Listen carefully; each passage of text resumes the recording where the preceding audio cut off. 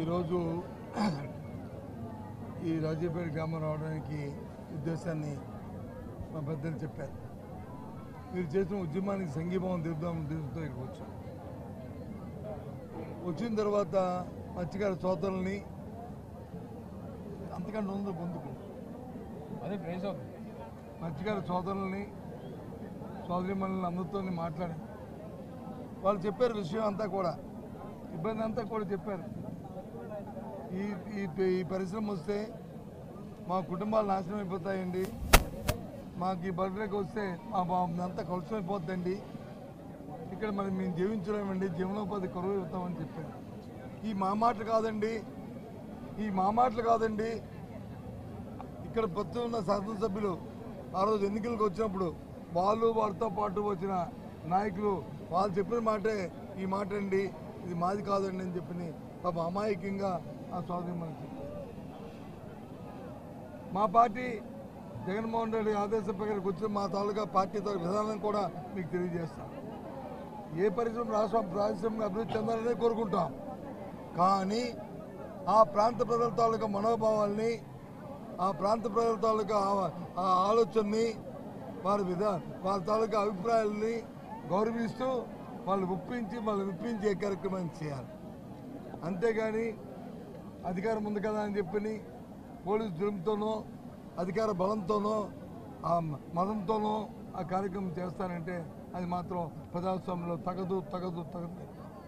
అందుకే వాళ్ళు చేస్తున్న పోరాటానికి నేను సంఘీభావం తెలపాలని ఇక్కడికి వచ్చాం.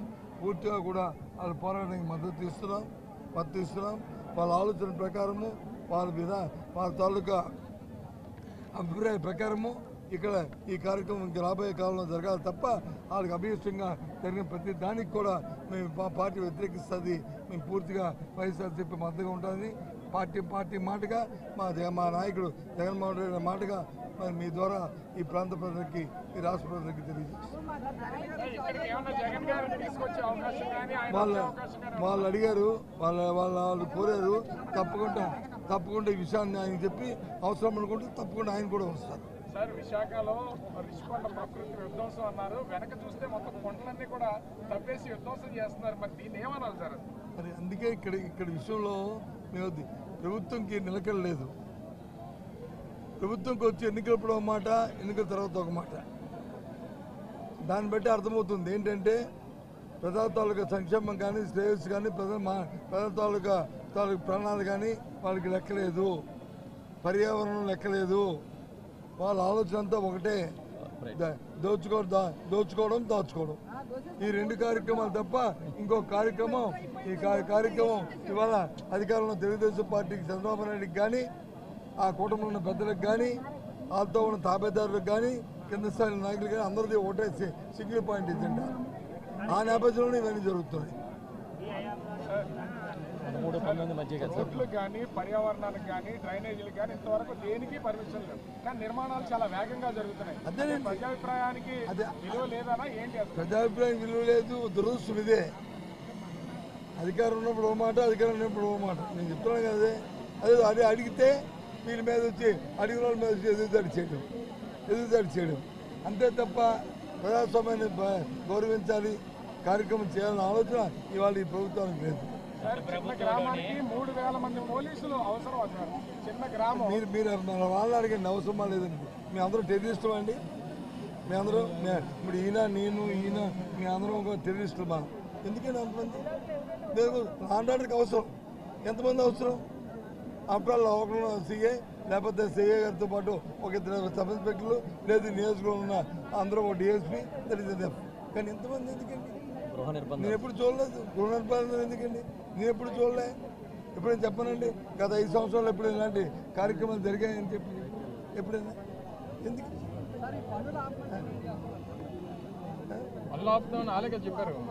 వాళ్ళు ఆపుతాను. మొన్న ఇప్పుడు టీవీలో చూశాను, వచ్చారు ఎవరు ఇక్కడున్న స్థానిక ఎమ్మెల్యే గారు వచ్చి చెప్పారు కదా, నేను నెల మరుక్షణంలో అన్నీ ఆగిపోతాయి, కలెక్టర్ గారు ఆపాలి అని. ఎక్కడ అవుతుంది? అవి కనిపిస్తున్నాయి కదా. అంటే మాటకి విలువ లేదు, లేదు మాటకి ఖాతరు చేయలేదు. మాటకి విలువ లేదా, లేదు మాటని ఖాతరు చేయలేదా? దాని విషయం వాళ్ళే తెలుసుకోవాలి. కూటమి నాయకులు చాలా స్పష్టంగా చెప్తున్నారు గత ప్రభుత్వంలోనే ఎన్నింటికి పునాదులు లేకపోతే శంకుస్థాపనలు జరిగాయి, ఇప్పుడు వచ్చి ఎట్లా ఏ ఉద్దేశంతో ఇక్కడ మాట్లాడుతున్నారని వాళ్ళు చెప్తున్నారు. కరెక్ట్. ఒకే ఒక మాట చెప్తున్నాను, ఏ ప్రభుత్వాన్ని మా ప్రభుత్వం ఇచ్చినా, అంతకుముందు కాంగ్రెస్ ప్రభుత్వం ఇచ్చినా, అంతకుముందు తెలుగుదేశం ప్రభుత్వం ఇచ్చిన జీవనాన్ని ఆ కార్యక్రమాన్ని ఆ లోకల్గా పనులు కార్యక్రమాన్ని ప్రారంభించే ముందు ఆ ప్రాంతంలో ఉన్న ప్రజల తాలూకు మనోభావాలు తెలుసుకొని వాళ్ళతో సంప్రదించుకొని వాళ్ళని ఒప్పించి ఆ కార్యక్రమం చేయాలి. లేనప్పుడు దాన్ని ఇంకో దగ్గర మార్చుకోవాలి. లేనప్పుడు దాన్ని ఇప్పుడు ఒక విషయాన్ని అదే చెప్తాను కదా, ఇప్పుడే చెప్తాను కదా, భోగాపురం ఎయిర్పోర్టు అన్ని వేల ఎకరాలని ఎక్విజన్ చేయడానికి వీల్లేదు. పెద్ద ఉద్యమాలు చేశారు టీడీపీ ప్రభుత్వంలోనూ. మేము వచ్చాం, వాళ్ళందరినీ ఒప్పించాం, వాళ్ళందరినీ చేసాం, శంకుస్థాపన చేసాం. ఇంకా వచ్చే సంవత్సరంలో ప్రారంభించబోతున్నాం. దాన్ని ఒప్పించాం. మన పక్కన ఉన్న SEZ ఏది మన అచ్చాపురం SEZ దాన్ని 8,000 ఎకరాలు చేసాం అక్కడ. అది ఆ ప్రజలందరూ ఒప్పించాం, ఆ ప్రజలకు అవకాశాలు కల్పించాం, వాళ్ళని మెప్పించాం, ఆ కార్యక్రమం చేస్తాం. ఆ పక్కన ఉన్న మరి రామ్కి ఫార్మా సిటీ ఒప్పించాం, చేసాం. రణసందలో ఉన్న ఇది లేదు బొబ్బుల్లో గ్రోత్ సెంటరు, ఇవన్నీ చేసాం కదా. దేనికంటే పరిశ్రమలకి ఎగ్రీస్ కాదు, ఆ ఈ ప్రాంత ఎన్నికలప్పుడు వచ్చి ఏం చెప్పావు, నీ పిల్లలు పుడితే పొట్లు, ఒకవేళ పుడితే వాడికి వచ్చి అంగమైకల్యం వస్తుంది, మళ్ళీ క్యాన్సర్ వస్తుంది, మళ్ళీ తాగడానికి వచ్చి నీళ్ళు చచ్చిపోతాం, మత్స్యకారులు అందరూ చచ్చిపోతారు, మత్స్యం అంతా చచ్చిపోతారు. నువ్వే చెప్పావు కదా. మరి ఏ కోణంలో చెప్పావు, ఏ అథారిటీతో చెప్పావు, ఇది కూడా శానిటరీ ఏంటి అంటే చెప్పినవన్నీ. అయితే తప్పు చేసి కాదు, నేను అబద్ధాలు చెప్పాను, నేను చెప్పిన దాన్ని కూడా తప్పు అయిపోయింది, ఇగో ముక్కు నేలకు రాసుకుంటున్నాను, మా చంద్రబాబు నాయుడు గారు చెప్పాను, ఇవన్నీ అబద్ధాలని చెప్పండి వచ్చి చెప్పాను. వాళ్ళు బతిమాలుకోమండి, మాకు అభ్యంతరులే. వాళ్ళని కన్విన్స్ చేసుకోమండి, మాకు అభ్యంతరులే. అంతేగాని వాస్తవాలయ్యా అది వాస్తవం నువ్వు నమ్మింది వాస్తవం అమ్మాయికి వాళ్ళు నమ్మరా? వాళ్ళకి తెలుసు కదా. మనం చెప్పిన మాట పాపం గుడ్డుగా నమ్మే వ్యక్తులు కదా అందరూ. అంటే ఇప్పుడు బాధ్యతగా ఉన్న వ్యక్తులు ఎంతవరకు నిజం చెప్పాలి, ఎంత మన నిబద్ధత ఉండాలి, ఎంత నిబద్ధత ఉండి మాట్లాడాలి, కానీ కాదు కదా. అందుకు ఈ విషయాలు వస్తాయి.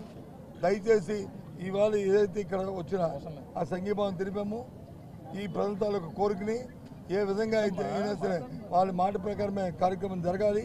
దానికోసం వాళ్ళ వెనకాతల ఏ స్థాయికైనా సరే వైఎస్ఆర్సీపీ వాళ్ళు అనుకుంటుంది అనే విషయాన్ని ఈ సందర్భంగా మీ ద్వారా వారికి మనం చేస్తాం.